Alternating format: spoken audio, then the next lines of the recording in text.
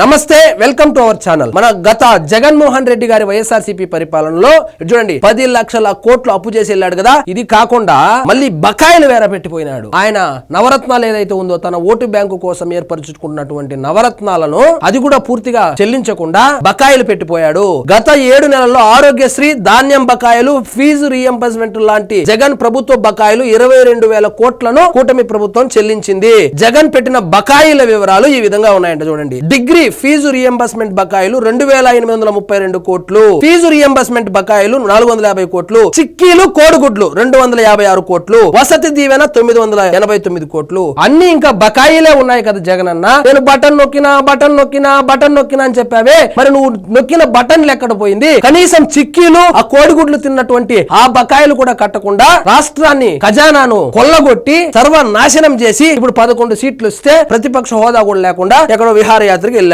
ఆరోగ్యశ్రీ బకాయిలు 1800 కోట్లు పెట్టిపోయాడు.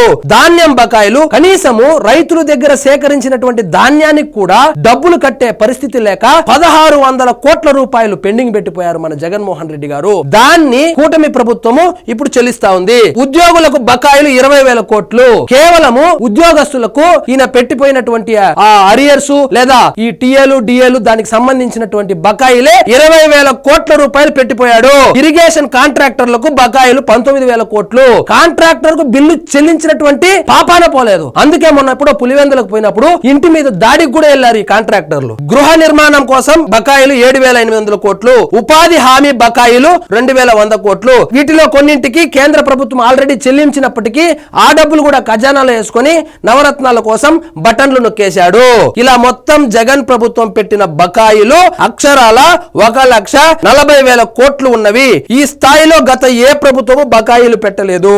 ఇంత బకాయిలు పెట్టేసి వెళ్ళి ఆ పథకం ఏమైంది, ఈ పథకం ఏమైంది, నీకు 15,000 అని కామెడీ చేస్తూ ప్రెస్ మీట్లు పెడుతుంటారు మన జగన్మోహన్ రెడ్డి గారు. ఇటు చూడండి 1.40 లక్షల బకాయిలు మాత్రమే పెట్టిపోయాడు జగన్మోహన్ రెడ్డి గారు. ఈ బకాయిలు ఎప్పుడు తీర్చాలనో, ఆ అప్పులు ఎప్పుడు తీర్చాలనో, సంపద సృష్టి ఎప్పుడు చేయాలనో, సూపర్ 6 ఏ విధంగా అమలు చేయాలనో తెలియకుండా చంద్రబాబు నాయుడు గారు తల పట్టుకుని రోజు ఈ లెక్కలు చూసుకుంటా ఉన్నాడు. ఏదో విధంగా కేంద్రం సహాయంతో మన జగన్ అన్న చెప్పినట్టుగా దేవుడు దయతో ఈ బకాయిలన్నీ తీరిపోయి ఆంధ్రప్రదేశ్ అభివృద్ధి పదంలో ఇకనైనా ప్రయాణిస్తుంది అని ఆశిద్దాం. ఇదండి ఈ రోజు మన టాపిక్. మీకు ఈ వీడియో నచ్చినట్లయితే లైక్ చేయండి, షేర్ చేయండి, ఛానల్ మాత్రం సబ్స్క్రైబ్ చేసుకోవడం మర్చిపోవద్దు. జై హింద్.